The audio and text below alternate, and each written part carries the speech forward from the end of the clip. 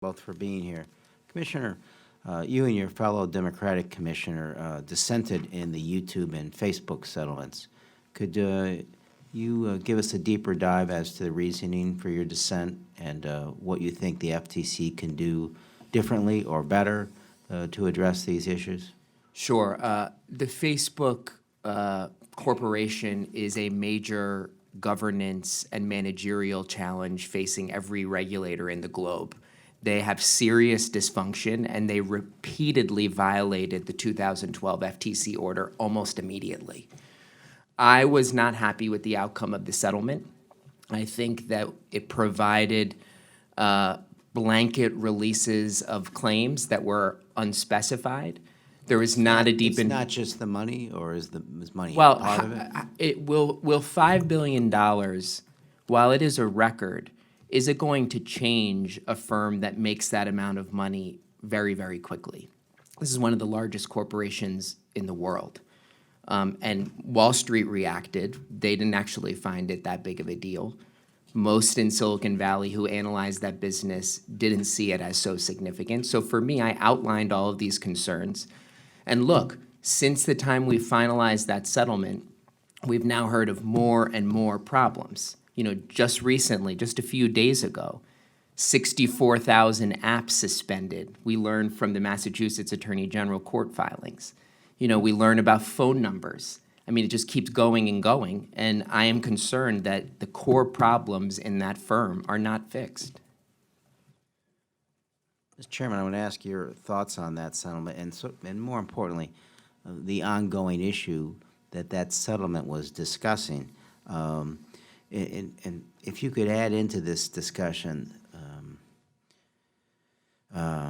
if these decisions on settling are because of a risk of losing in court, and is there something we can do to mitigate against that concern? In this case, I don't think it had anything to do really with the risk of losing in court. Just to give some context, we do not have the authority ourselves to fine people.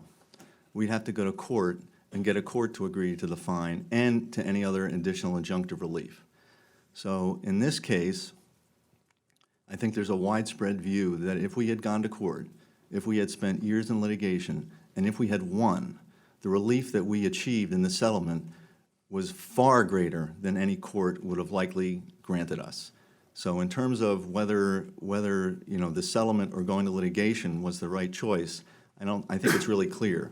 The settlement was far greater than we could have gotten in litigation, and they're now under, well, actually, hopefully soon they will be under order when the court signs the papers and finalizes it. And once that happens, then they're under a much stiffer regime than they were previously. The other thing I would say is in terms of the $5 billion, that is about 22 or 23% of their profits from last year. I mean, taking that much of someone's profit is you know, should be making them think about how they run their business. Is there something besides the fines, though, that can change behavior? And I just wanted you to elaborate on that. Yeah, absolutely. So part of this, another big part of this settlement is the injunctive relief. So we've done a whole bunch of things there. We've got a new committee of the board that's formed that deals solely with privacy and is only composed of independent directors. We've got a requirement on Mr. Zuckerberg that he certify quarterly that they are in compliance with the privacy program that's mandated in the order. He can't just stick his head in the sand. He gets mandatory information flows, which he has to review. There's a very beefed up third-party assessor that's in here. We have the ability to hire and fire. That assessor has access to these mandatory information flows that the order requires. And then the FTC itself has the ability to monitor, too, more stringently than we have had in the past. Thank you, Mr. Gray.